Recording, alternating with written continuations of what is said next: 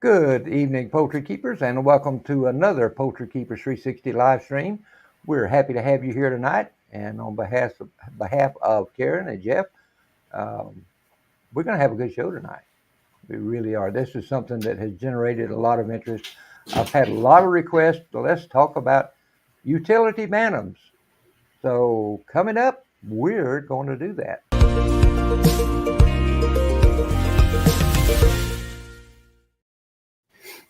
Would you like to have a backyard flock of birds and maybe raise some for eggs and some for meat, but you don't have the space for it?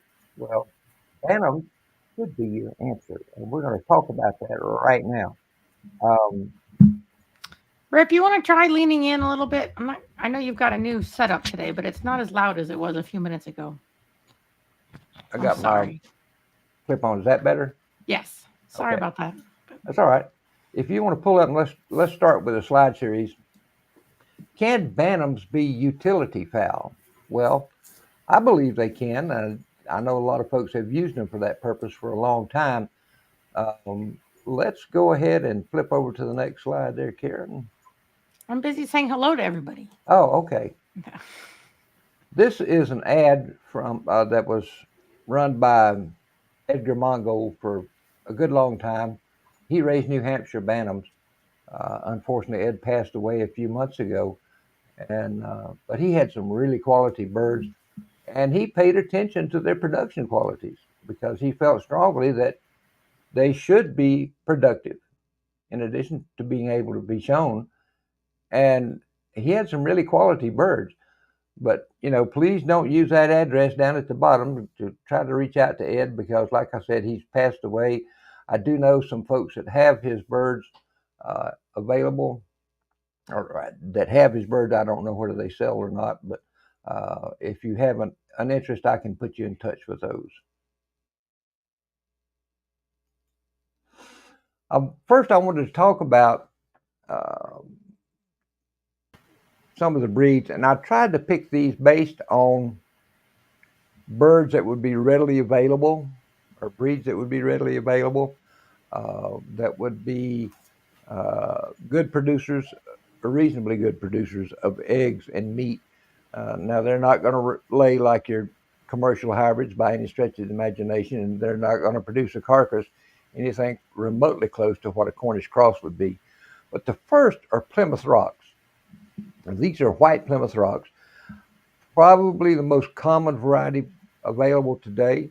The second most common is a barred Plymouth Rock.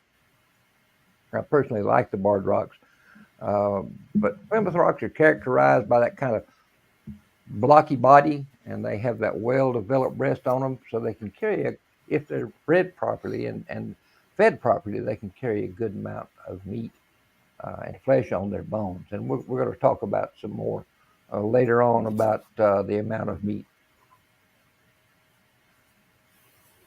Next, Sorry, we're fighting. Rip and I are fighting over it. I'll let you do it, bud. all right, Chanticleers. Here again, this is one that uh, has that blocky body, a strong, stout chest on it. Now, these birds, they have these small, very small cushion combs, and they are adapted very, very well to cold weather. They can handle a cold weather. I know our friend John Gunnerman, he raises large fowl Chanticleers. He raises white ones. And it gets miserably cold up there. He tells me how much snow they've had and how many, uh, I won't say how many inches, how many feet of snow he gets from time to time. And his birds just keep right on going through it. They don't even slow down. They get out there and they'll actually eat the snow to get water. But Chanticleers come in three varieties. This is a partridge. There's also a white, and there's some buffs as well that are out there. Probably the white is the more common of those three varieties.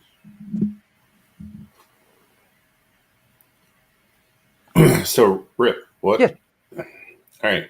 So, what's the live weight on like a Bantam, Chanticleer, or a Cornish, or I mean, you've held thousands of them, so what do you They think their mature weight is? they're going to be in that 30 or so ounces per bird. So only 2 pound, basically 2.5 pounds Correct. tops, Yeah. 30 to 40 ounces. So And how you're much going to meat find would you some get off lines. of something like that? I'll get into that in a minute because I got a Okay. All right. Sorry. flat. I'm getting ahead. That's all right. That's all right. Wyandottes, again, these birds have more of a round body shape to them, but again, it's blocky, uh, well-developed breast on them. These are probably the most loosely feathered of the breeds that I've picked here. Rose combs adapted good for cold weather climates. In the hot weather, those combs get real big and beefy, and as well as the wattles get pretty long and wrinkly looking sometimes. But again, because of the length of feather and the combs, they don't do too well here in the South. Although there's a lot of folks that's raising them, but I just never had much luck with them when I had them years ago.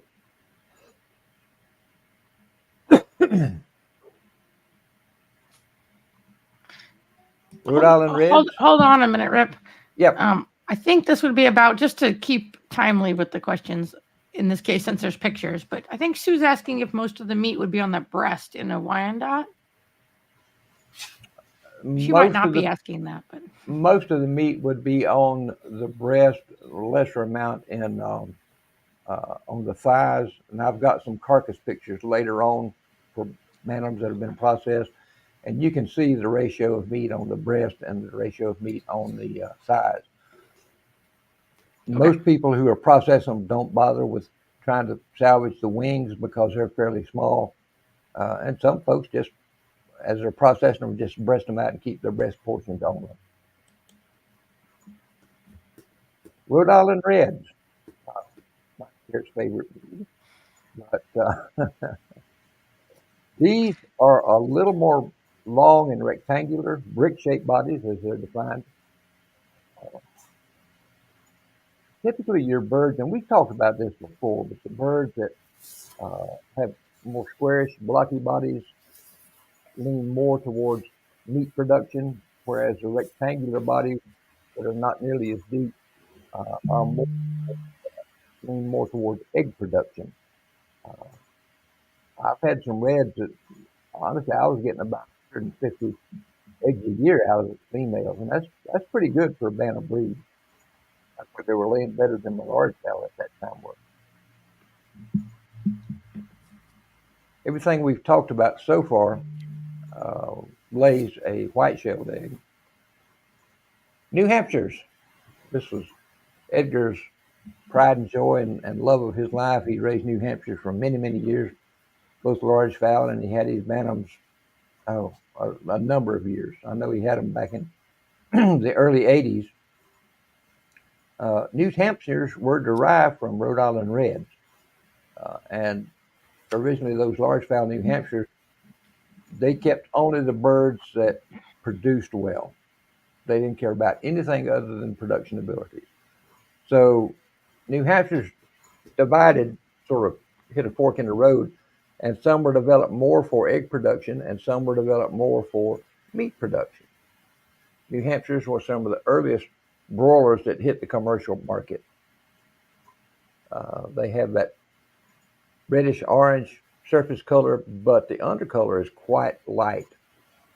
This gives it a much more pleasing carcass when you process them because you're not fighting those dark pin feathers like you would on a red or those partridge chanticleers.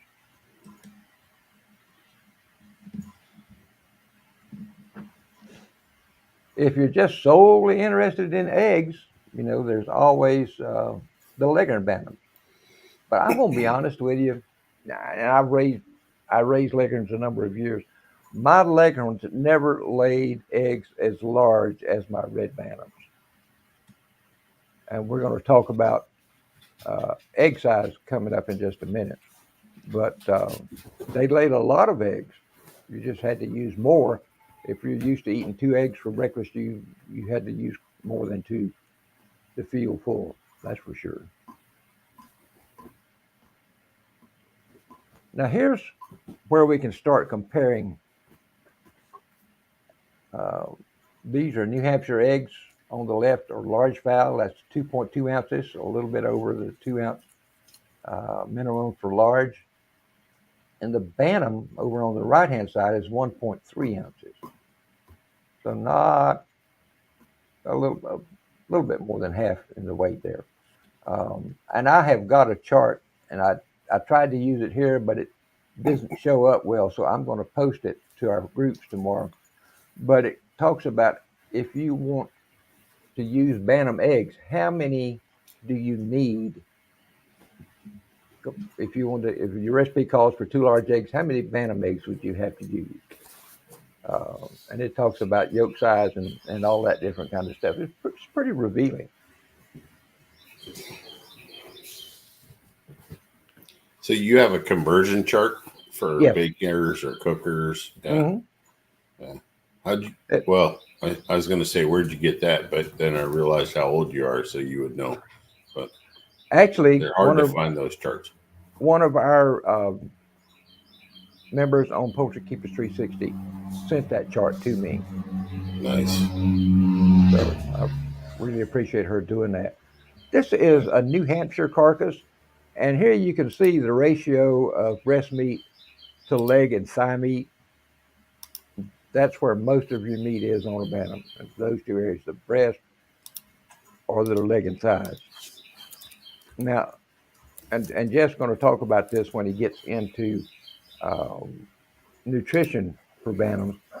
But if you're feeding your birds on a really good, high quality feed, you're going to get carcasses that I think would be a little bit more fleshed out than what this one is. This was just like 1.4 pounds. How does that relate to, Cornish game hens and stuff like that? I mean, if people are that similar, it's bigger, isn't it? No, your Cornish game's going to weigh more than that because they have that Well, really no, big.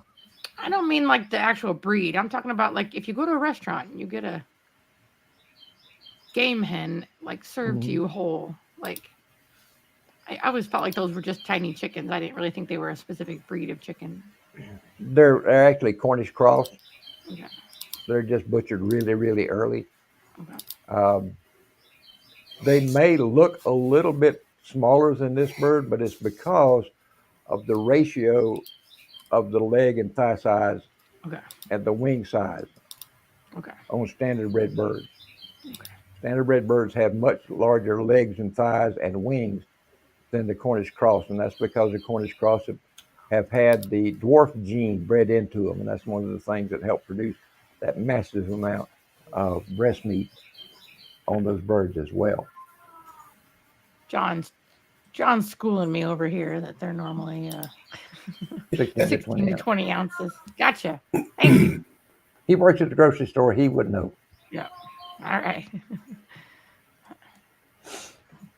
Here are some breast from Chanticleers. These birds ranged in age from, I believe it was like 12 to maybe 16 weeks, 14, 16 weeks, something like that. So there's different sizes. But you can see it's a pretty meaty breast on these birds.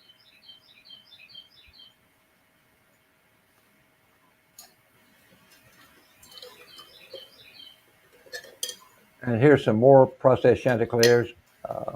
These were 12 to 16 weeks old.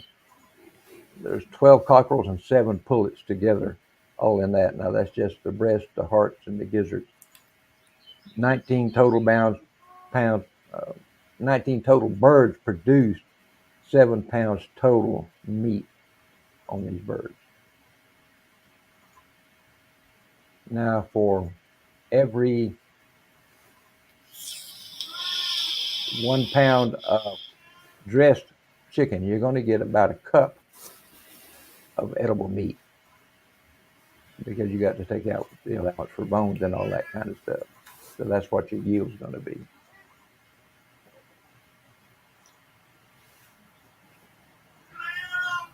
That's our last slide here, but Jeff, I'd like for you, if you would, at this point, to talk about the nutritional needs of bantams. And this, bottom line, is going to be very similar to what it is for large birds, large fowl. But I don't It want to is. do it. You know, I haven't.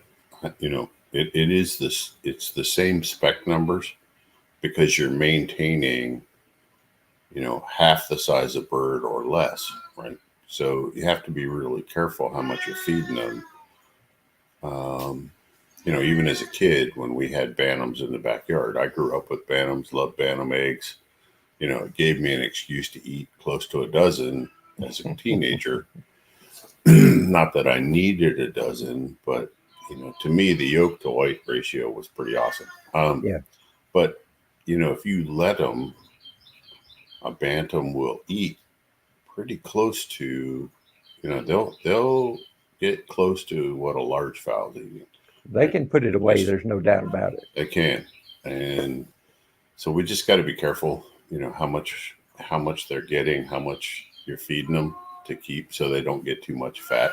And it's hard, right? We love our birds, right? We want to feed them and we want to nurture them and we want to take care of them. But, you know, you're looking at, I mean, a really high quality feed, right? You know, about 1.5 ounces, 2 ounces tops. And it's not. We started a little bit earlier talking a little bit about the size of bantams compared to large fowl. Right. Bantams, because they're smaller, and Sue says these would be excellent for folks with limited space. They are, because bantams are typically about 1/4 the size of their large fowl counterpart. But they're just as beautiful. I mean, oh yeah, their plumage is awesome. And most of the time their personalities are really good. They do and I'm only speaking from my experience now, so nobody, you know, shoot me. But I've found, you know, in the barnyard bantams that are allowed to run around and you know, act like a chicken, they have by far more independence, and they're way more adventuresome, like, you know, getting into things, you know, exploring. It's just, you know, attributes that I've noticed with the bantams that we had as a kid, right? Well, they're And they great weren't foragers too. They are. They're great foragers, and the more you let them forage, you know, the darker those egg yolks are, and actually, I think you get a better hatch if the hens can get out in the free range. Yes, sir. I don't know. The roosters even seemed like they had a little bit more predator awareness, you know, a Yeah, little bit more instinct. But I would that's agree with just, that. again, that was my observations. You know, but we had mutts, right? They were all, they didn't have any particular color. And, you know, I mean, you know, they were a little bit of everything. It was My always red, a challenge to find their eggs, you know, as a kid, because oh, they are they world just, class masters at hiding a nest. yeah. So I'm going to digress because I think we have time, but, you know, where I learned about peat moss for bedding was from a small black bantam hen, right? And, you know, I'd go out occasionally, I'd check the flock, I'd feed and water them when the kid wasn't available, that kind of thing. And I'd notice that on the weekends when I had time to notice, this black bantam hen disappeared all day, right? You'd see her in the morning for feeding, you'd see her at night for feeding. But if you went out there in the middle of the afternoon, she was gone. And we had a bale of peat moss sitting out by the chicken coop for other things, you know, for gardening and whatnot. And this bale kept getting smaller and smaller. And it's like, it was a full bale. And then by late summer, it was 2/3 gone. And I looked down inside there one day And this Bantam hen was down in there, and she was buried all the way to her wattles in that Huh. peat moss, and she was just as happy of a hen as you'd ever could see. So I figured, well, if they like it, I might as well give it to them. So that was my beginnings with peat moss for bedding. Interesting story. Yeah. Um, as Sue brought up the space requirements, and they don't require as much space as large fowl. For example, bantams, for an indoor coop area, you're going to need about 1 to 2 square feet. Some of that's going to be dependent on the breed. These dual purpose birds, I would definitely allow on the 2 square feet.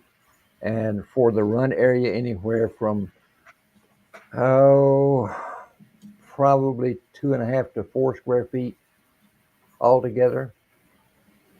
And you would really be crowding large fowl if you kept them confined that tight and only gave them that amount of square feet per bird. But not only are you saving on floor space, so you can get by with a smaller coop, you could keep a good number of bantams in a 4x4 or 4x6 uh, enclosure that could probably meet your requirement for eggs for your family. But not only do you have the smaller space like I was talking about, but you need less roosting space.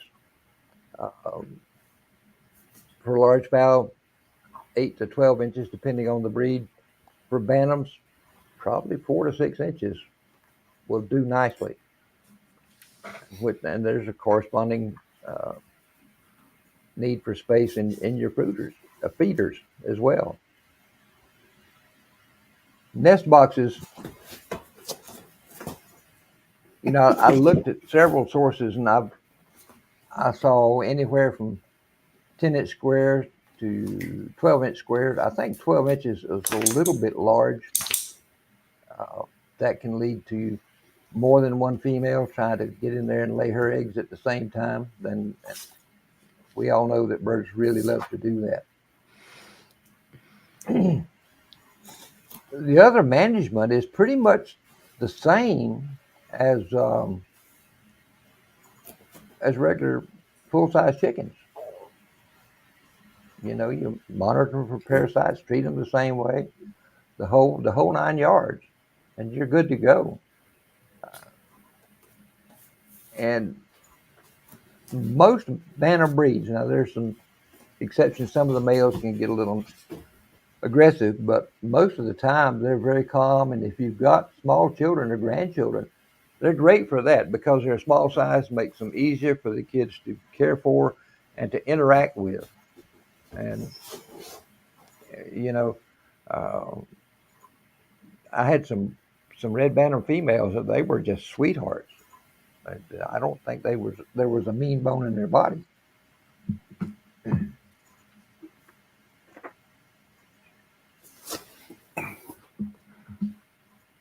If you ask somebody how much production in eggs can you get out of your bantams, it's going to be just like most any other standard bred flock.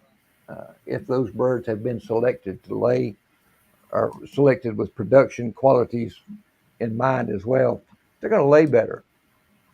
I had some bantam breeds, like I said in my reds, you can get up 120, 150 eggs per bird per year. I had some Cornish bantams one time. You were doing good to get 40 or 50 eggs per bird per year. So it's very much breed dependent. And if you're trying to source them, don't be afraid to ask somebody, hey, tell them what you want. Tell them you want them for utility purpose. If you're looking for birds uh, that lay well, or if you're inclined to process them, you want birds that are meaty. A lot of times, most breeders will have birds that are oversized uh, that you really don't want in bantams, but these oversized birds are really good to produce edible table meat for your family. Excuse me. Most of the egg sizes in bantams run anywhere from small to medium. Uh, my red bantams, my Plymouth Rock bantams laid medium-sized eggs reliably. Um, my Leghorn bantams, smalls predominantly. Old English games were small. So it's just like it is in large fowl. It's going to be breed dependent in those areas. Or large fowl eggs, most of the birds are going to be laying somewhere between large and extra large, and bantam eggs, small to medium. But here again, the bantams is 1/4 the size of a full size chicken.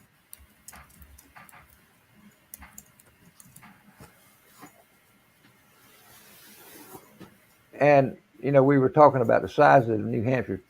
New Hampshire bantams are 30 ounces. Large fowl cockerels are 7.5 pounds. So there is a big difference in the size and a big difference in the amount of feed that they eat and they consume. And the average meat yield is 1 cup of cooked meat per pound of raw chicken. We talked about that earlier. But Ken, I see we've got some questions popping up hither and thither there. What do we got in the way of questions? Rip, have you eaten? I mean, of course you have, but how's a Bantam meat quality? Flavor, meat quality. Tastes like chicken. Tastes like chicken, yeah. Any other standard bred chicken. And obviously some of it has to do with at what age you're processing them at. Usually I would process mine at about 16 weeks. I know some folks process them earlier than that, 12 to 14 weeks. And of course, the old males and the old females, of course, they make dandy chicken and dumplings or chicken and rice or whatever. But the older birds seem to have the more pronounced flavor. But other than that, they're a whole lot better than the Cornish cross you get in the store. That's for sure. Yeah, that's actually true. Amongst all the animals, the older the animal, the more depth of flavor it has. But you have to be careful with the toughness, and But yeah, no, it's a good point.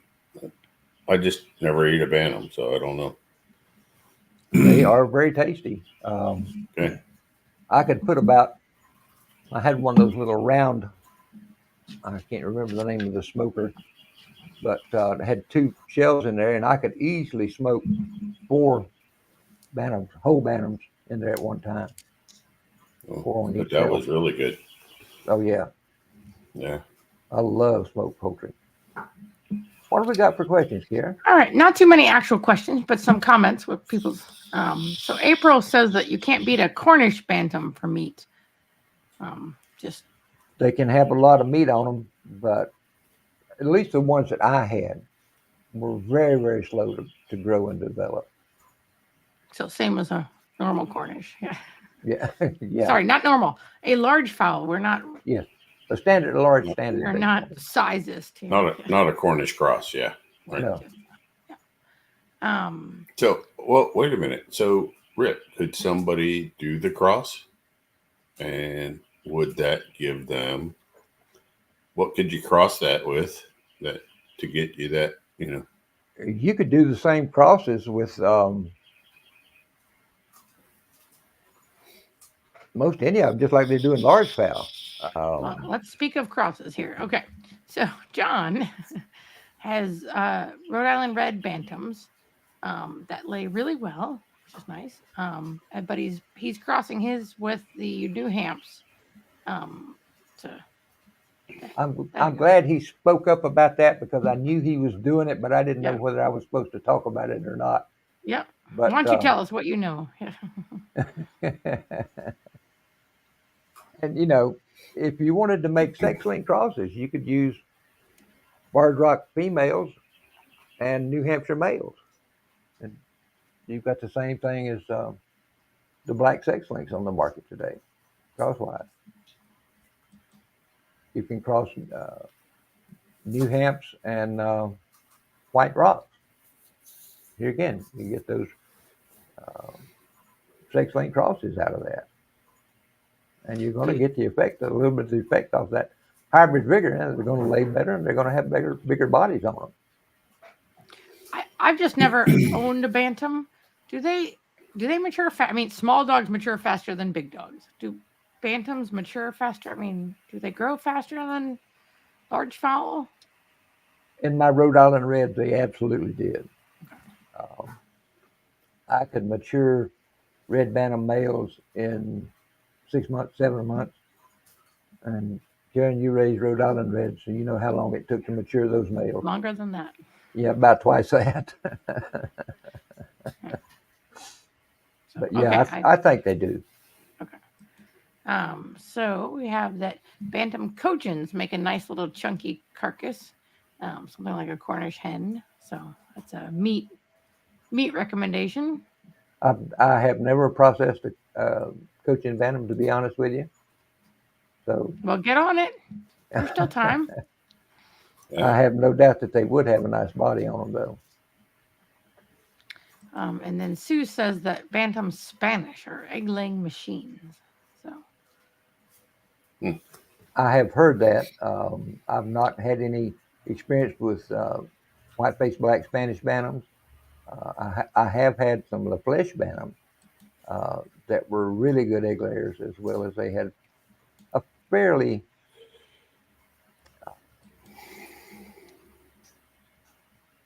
meaty breast to them.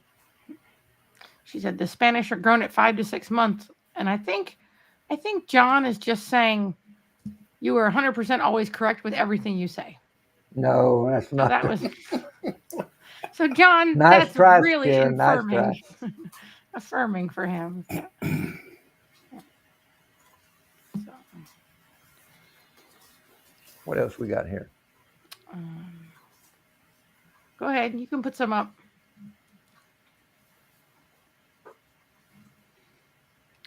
So April processes their older Cornish in the slow cooker for a few hours and still eats them. They would be good, no doubt about it. Oh, yeah. Holly, silky carcasses look funny but taste great. Those are the black ones, right? Yeah, that color is just a little bit off-putting for me.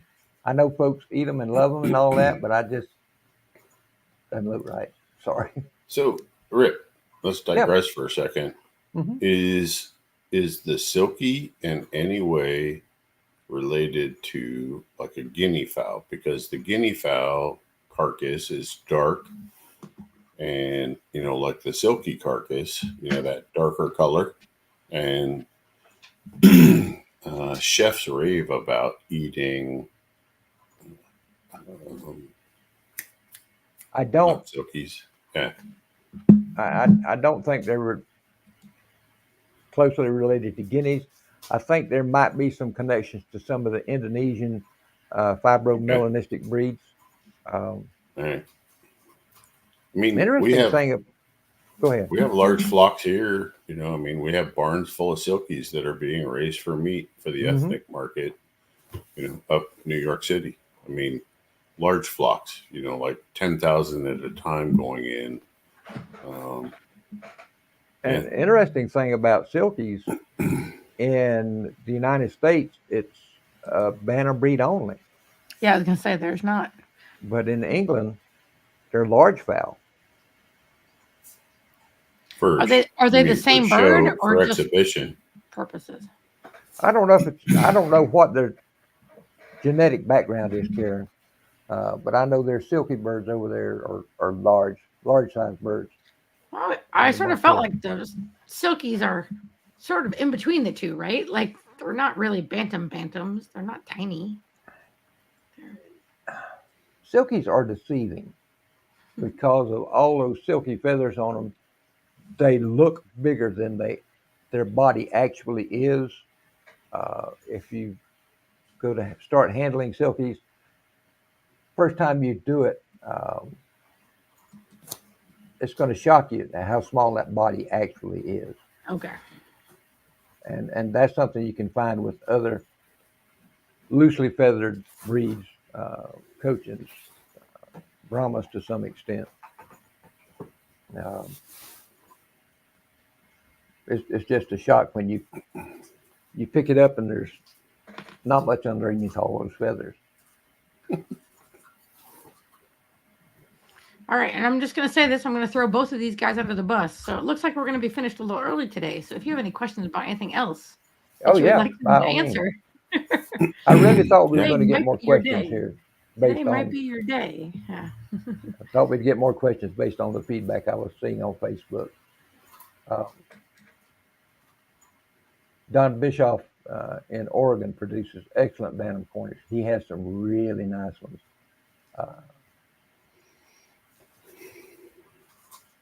They weigh about the same as a Cornish game hen when they mature. That would be about right. And with Cornish, they're pretty tightly feathered. So what you see is pretty much what's going on underneath the feathers too.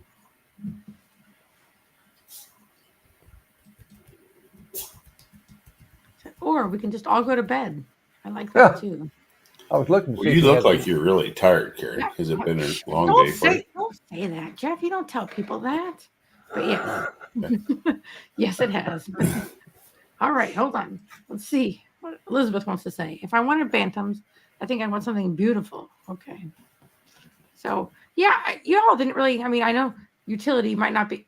It might not be utility, but if you wanted to truly raise a showbird, like you're going to have the most competition, the most everything in the bantam world, right? True. So I mean, Far more bantams shown than you will find large fowl, and there's breeds in bantams that don't even exist in large fowl. Um, the Belgian, the Diuckles that she's talking about, that's a bantam breed. Seabright, a bantam breed. all right, if we're doing quizzes, Rip, which large fowl don't have bantam cohort? I think there's like 5 or 6, but I don't know them, so I can't really quiz you on it. That's good because I'm drawing a complete blank now that you threw that at me. Yeah. And there's some bantam breeds out there that a lot of folks ask about from time to time. Aha. Audience is pretty helping much- you out. How about the Jersey Giant? Is there a Jersey Giant bantam? Yes, Oh, drats. Try again, people. Yeah. just not very many of them. Because their word giant is in their name. So, But Delaware's, for example, Jersey Giants is one that folks ask about. Bantam Giant. I don't know when I've seen one. Delaware Bantams. I know there's a couple of folks out there with them, but I've never seen one. all right. So, how do you feel about going from, let's go either way. If you're going from bantams to large fowl or large fowl to bantams, how long? Oh, man. That's so many of our bantam breeds were created from large fowl.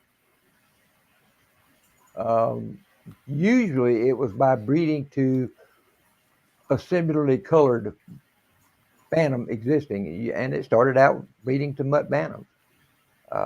That's how Rhode Island red bantams were created. That's how Plymouth Rocks were created.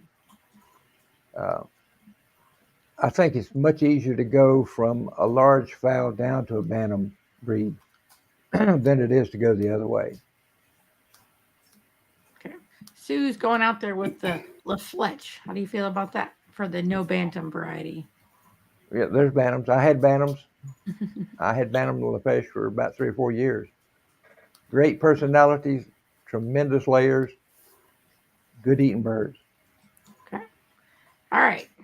Jeff, you ready? I saw you. Yeah. So, I'm Joy. not sleepy. Yep.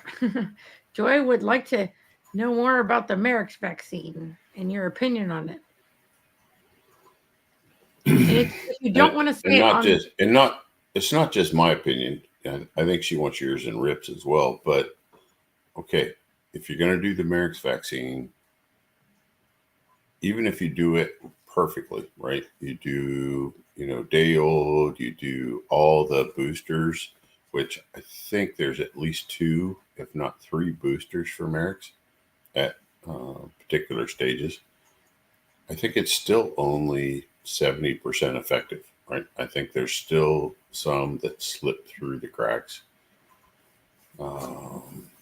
But And it's my understanding that the vaccine does not prevent your birds from getting married. It prevents right, them from exhibiting the symptoms of marriage. yeah, as long as you're not using a live virus. So Right. it depends on what vaccine you. I mean, if you're using a killed vaccine, right, and it doesn't actually prevent it, because Merrick's is transmittable from parent flock through the egg, right? you know, in my Rip, you have more time than in this business than I do, but with as much Merrick's as I've seen, and I only see it when birds are severely stressed. Okay. Hmm.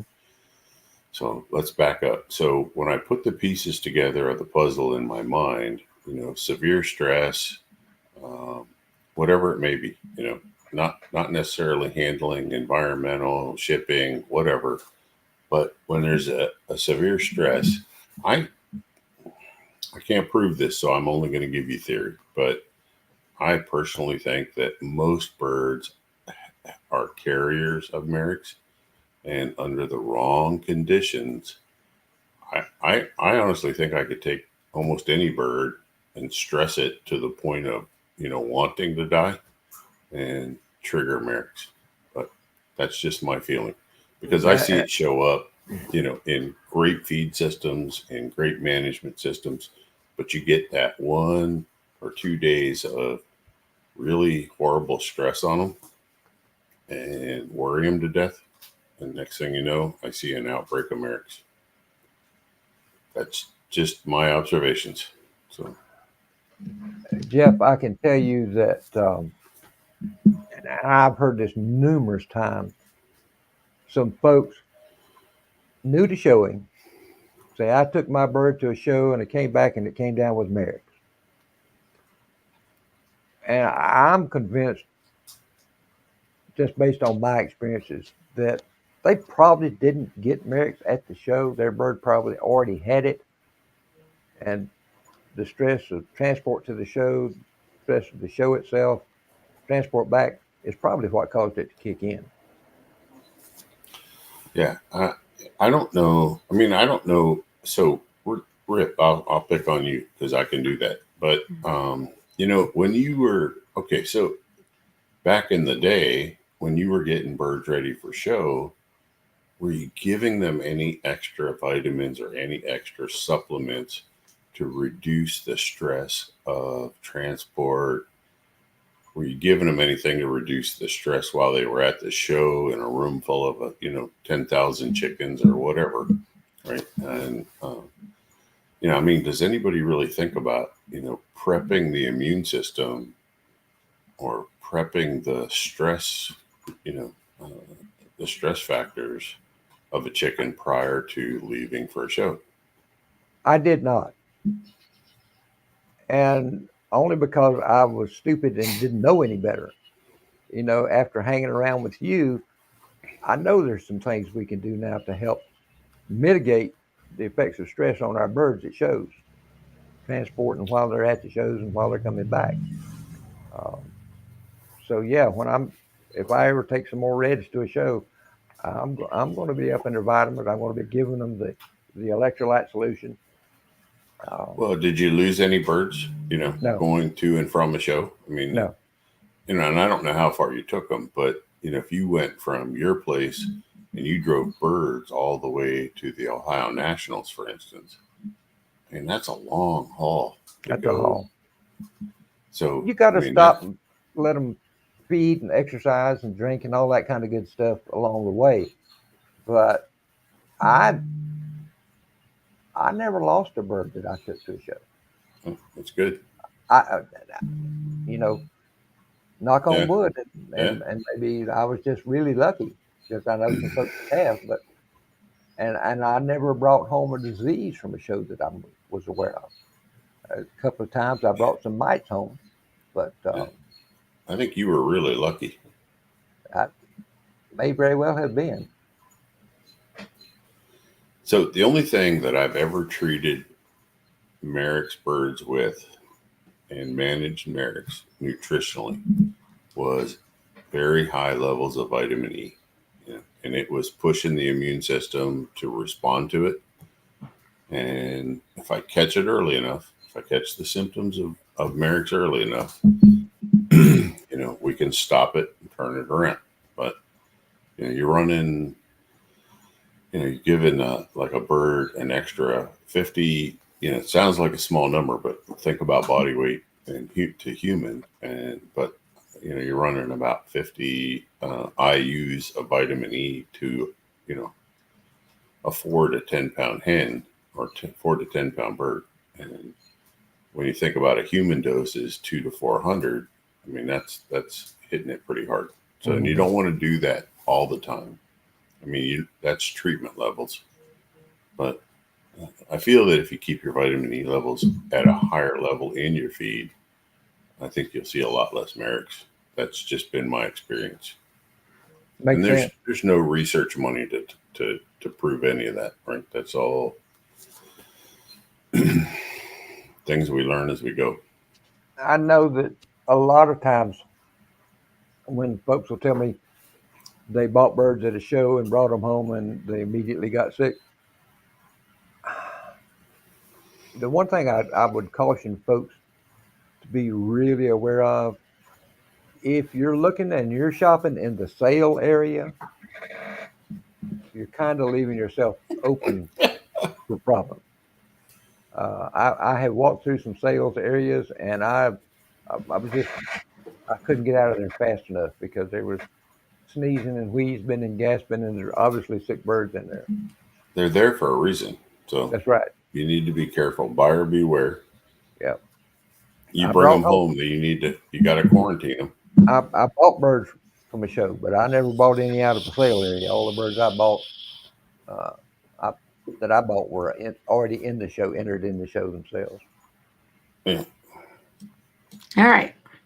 So Deborah would like to know if she could help her with her eggs have less thickness on the end, breaking easily. She is feeding oyster shells and giving layer mash. Right. She's not going to like my answer, but well, look, people dial in to hear the truth. So Yeah. if we're not doing a really good molt, right, and getting those birds recycled properly and through the molt, we need to have plenty of oyster shell available. But this is purely in that eggshell gland, and the birds are not, she's just not secreting calcium properly to finish that eggshell. So a lot of time it's age. And if these are younger birds, less than 5 years old, then they weren't molted correctly. And that's I'm going to stick to that. So, I mean, it could be genetic. It definitely could be genetic, but all things being equal, from a nutritional standpoint, I would think we just didn't recycle them right during the molt. I would agree with that. Ingrid has seen an article explaining how to use that word for Merrick's, but she has not tried it herself.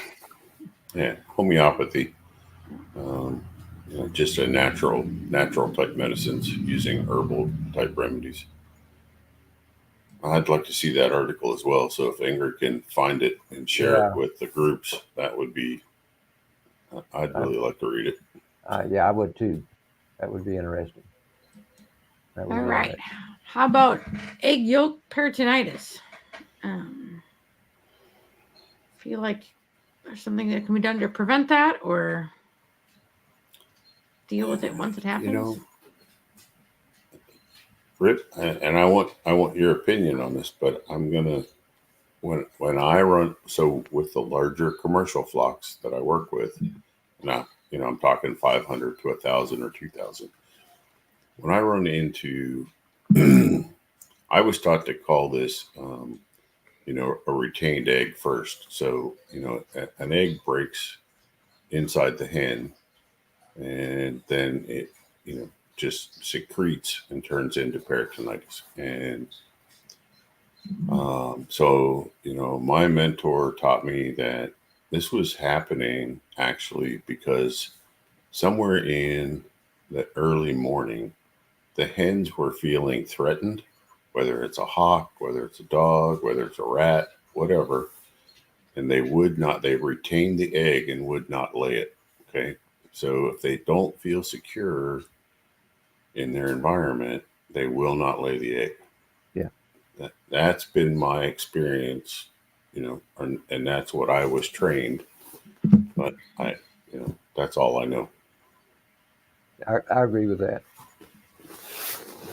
I don't know of anything. I don't know of anything genetic, and I don't know of anything nutritionally. So it to me boils down to the hen feels threatened in her environment, and I can't be there to see what it is. Is there too much light? When I see it the worst is guys who have an overzealous border collie who constantly wants to herd the chickens, okay, in a large open range environment. But yeah, if they feel threatened and they've been chased around, they especially in the morning, they won't play. I've not seen anything that would lead me to believe that there's a genetic cause for this. Of course, as we all know, it doesn't take much to stress our birds sometimes. And it can be, sometimes I wonder if they don't just stand in line looking for things to get stressed about. Well, I see the stress level varies from breed to breed, right? Oh, yeah. So, some are way more high strung, cautious, nervous, whatever. And the barred rocks I had in my backyard didn't seem to care about anything, right? I mean, they just happy go lucky, wander around the yard. My Buff Orpingtons were the same way. Yeah. Just, very, very mellow, easy to get along with. So, Red's the same way too. yeah. As long as they're raised right, pretty much take any flock and stress them out, depending on how they're reared. But if you're spending quality time with your birds, if I walk into anybody's flock and the birds all fly away, and try and get as far away from me as possible, we got a problem. Houston, we got a problem. So yeah, it's not. There's something in the environment. Feed, water, who knows? But anyway, yeah. That's all I know. All right, Rip. I think you're ready to sign us off unless you I was just sitting here watching you nod also. Yeah, I was gonna say. No, I still have to eat dinner. Yeah. Me too. Yes. Well, folks, we appreciate you being with us tonight. As always, it's fun learning from you guys as much as it is sharing with you guys. And we appreciate both the opportunity. Our next show, we're going to have a question and answer show.